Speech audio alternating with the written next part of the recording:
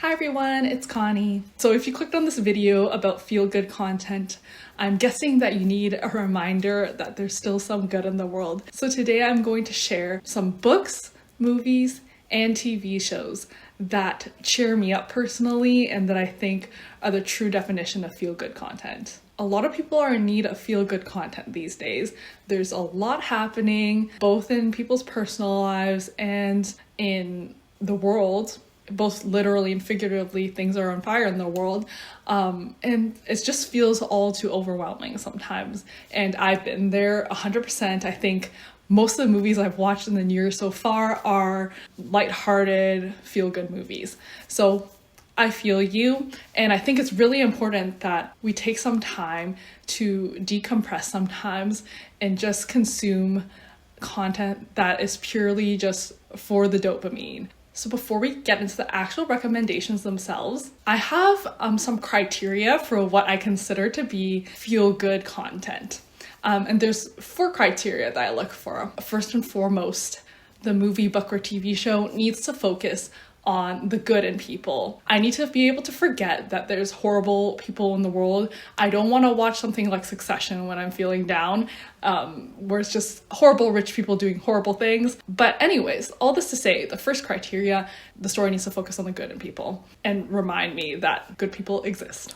The second criteria is that the story needs to have good pacing. And I don't know about you guys, but when I'm feeling down in the dumps, when I'm feeling really stressed or anxious, my attention span is like that of a goldfish. If I try to watch a movie that's like on the slower side, I will lose interest, lose focus, start going on my phone and doom scrolling instead of actually appreciating what's in front of me. So I find that I really seek out movies, books, or TV shows that are action-packed, have a lot of fun things going on so that I actually want to keep watching.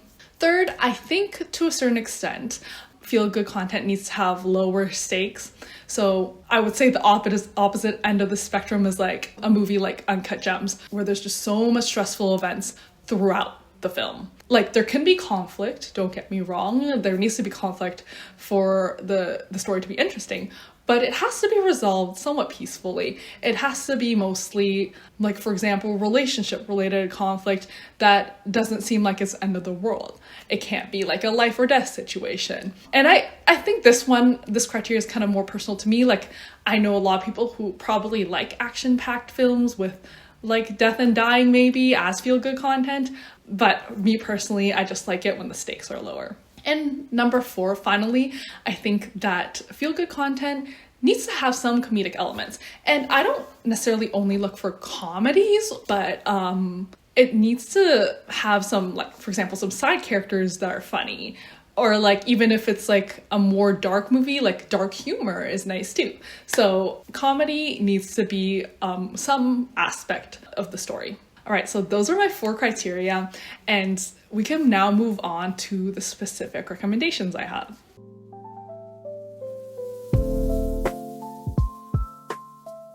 So starting off with movies, the first one I have on my list is Palm Springs. Palm Springs is a rom-com about this girl called Sarah. She attends her sister's wedding as a maid of honor and ends up trying to hook up with Niles, who also is there in attendance for the wedding.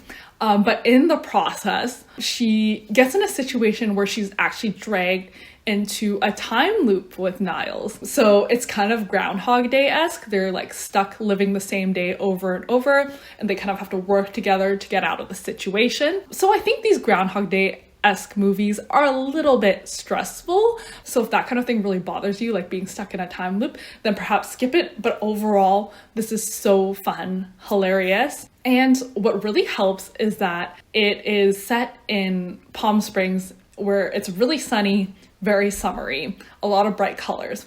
And given that right now, where I'm living at least, it's super cold, gets dark at like 4 p.m.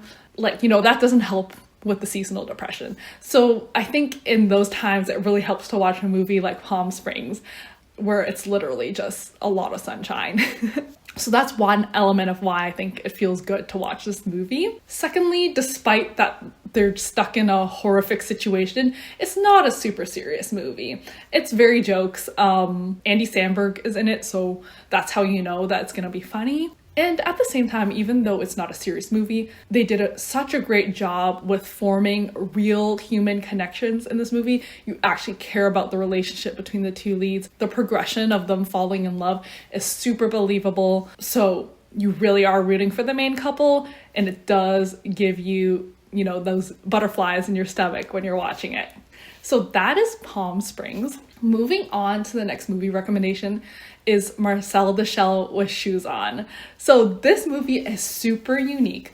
It is both a mix of live action and stop motion, which is super cool. And the main character is literally a shell. And it is the cutest shell that's ever lived. It has the cutest voice, has the most wholesome personality. You will just fall in love with Marcel. So Marcel lives in this Airbnb with his little shell family, which includes his grandma. And one day someone comes to live in this Airbnb, and he's a filmmaker. And he notices Marcel, a shell that talks and does things, and films Marcel, and Marcel becomes, you know, viral on the internet. So this is kind of where the story goes, and it is just the most wholesome movie. I mean, Marcel has a pet piece of lint. It doesn't get more ridiculous, but more cute than that. And what's great about Marcel the Shell with Shoes On is that there is actually a few sad events and quite a few obstacles that the shells encounter in this movie. But the overall message never lingers on those negativities. It's all about why life is good, why being optimistic is the way to go, why we need to smile every day, which is cheesy, but we all need that sometimes. So I love Marcel the Shell with Shoes On, and I think you should all check it out. The next and final movie recommendation I have is not a surprise to anyone who knows me, but Pride and Prejudice 2005. And if you prefer the 1995 version with Colin Firth, that is equally as spectacular. It's just a TV show form. But to give a rundown for those who don't know what Pride and Prejudice is about, it's a romantic story between Elizabeth Bennet and Mr. Fitzwilliam Darcy. And just as the name suggests, Elizabeth makes like a snap judgment of what Mr. Darcy is like as a person. She thinks he's a complete asshole and very snobby, and she doesn't like him at first. So kind of enemies to lovers core, but it has the best yearning. It's visually stunning. The costumes are gorgeous. The cinematography, gorgeous. Just like a feast for your eyes. So even if you don't want to pay attention to what's actually happening, it's a great movie to put on in the background and just revel in how beautiful the scenery is, how beautiful the shots are. I think it's also very quotable. Like, a lot of you probably have already watched this movie multiple times, so you know the iconic moments in the film. It's smart, it's funny, it provides that dopamine rush because it's just so romantic and there's so many cute moments throughout. I mean, the iconic hand flex, that has to fix all your problems, right? So enough said about Pride and Prejudice. Overall, I think it's probably the movie I go back to the most when I'm sick or I'm feeling down. So Pride and Prejudice, go watch it.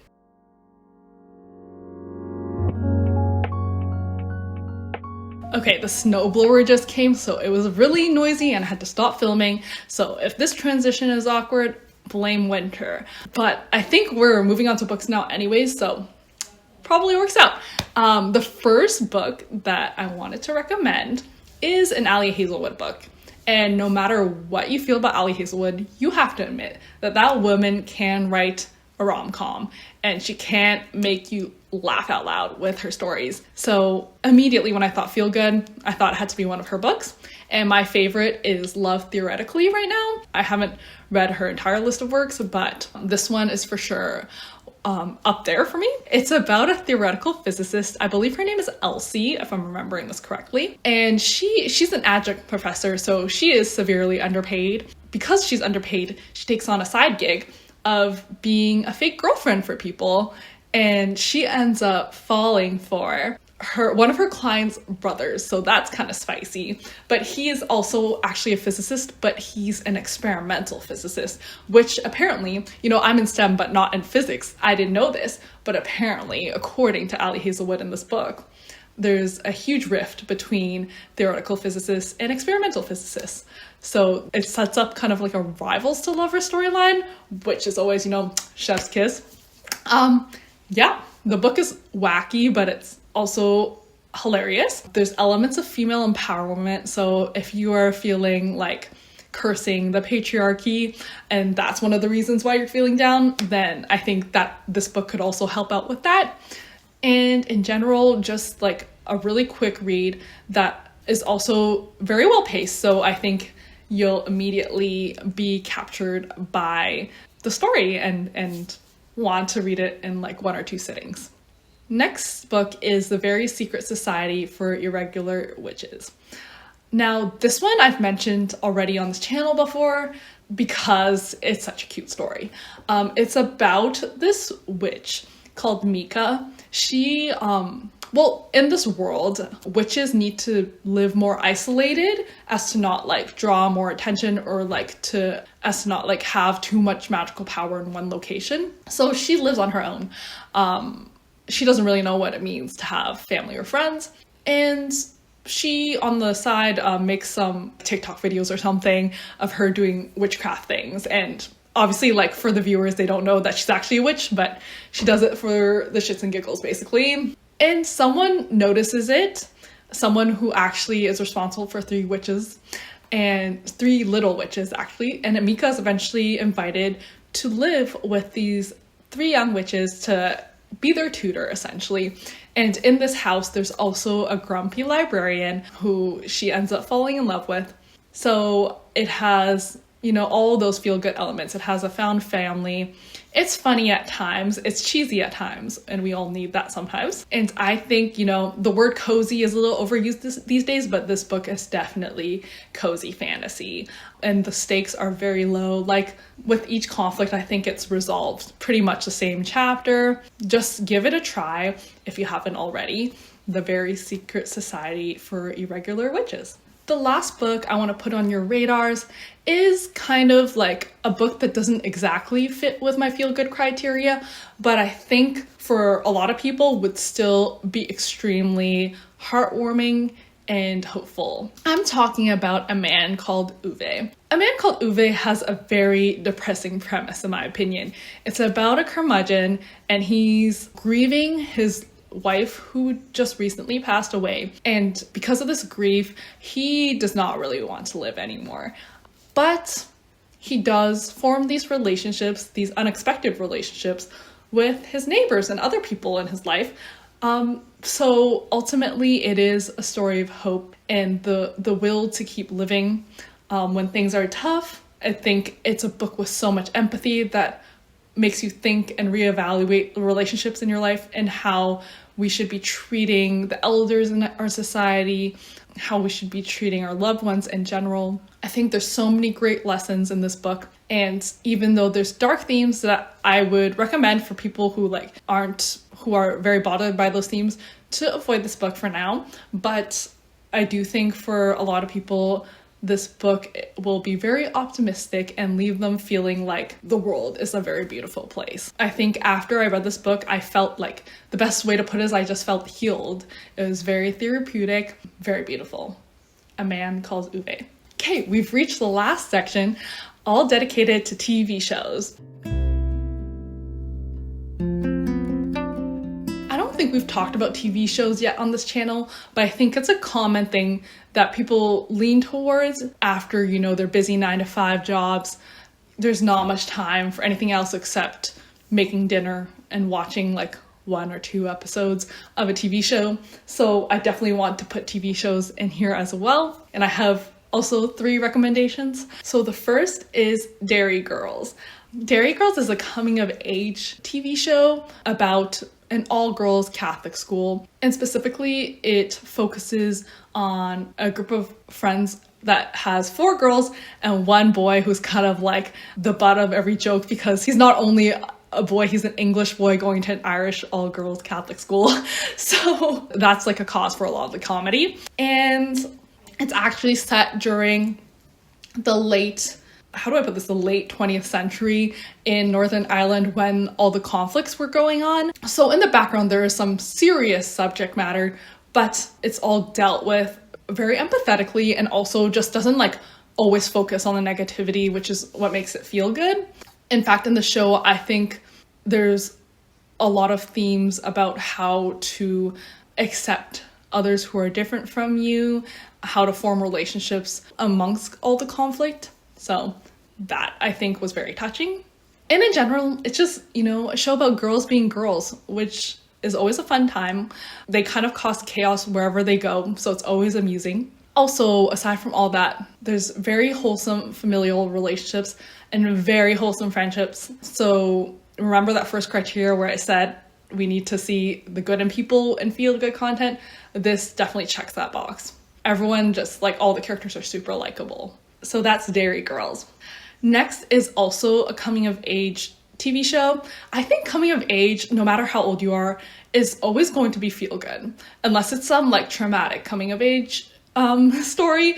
Otherwise, it's just people trying to find their way in society, and also younger people often have a more optimistic and carefree view of the world, which is why I gravitate personally towards coming of age shows if I'm looking for shows that cheer me up.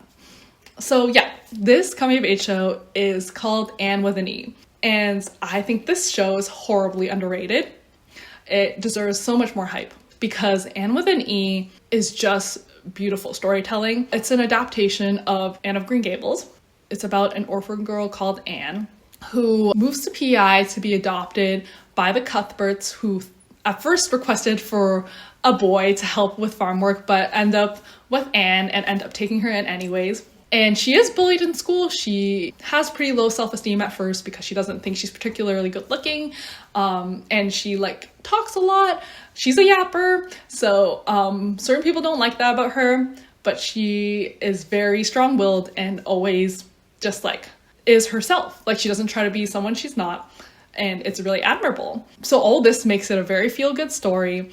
It's all about self-acceptance and accepting others for who they are. And the cherry on top is that the romantic side plot of Anne and Gilbert is so adorable. They have dedicated shippers, and for a reason. If you're looking for that kind of teenage love that still has some mature elements to it and has true yearning and dedication for each other, I think Anne with an E will do that for you. The only downside about Anne with an E is that it got canceled when I think it should have continued, but I think it still concludes at a nice place, so you won't feel things are unresolved after you watch it. So Anne with an E, for sure, watch it if you haven't already. And lastly, to end things off, a show that I've been loving recently and I think perfectly fits the criteria for feel-good content is Shrinking. So Shrinking is about a therapist called Jimmy, and he recently lost his wife to a hit and run, I believe. And he is full on grieving in unhealthy ways. And one of those unhealthy ways is to get overly involved in the lives of his clients, which results in a lot of funny moments.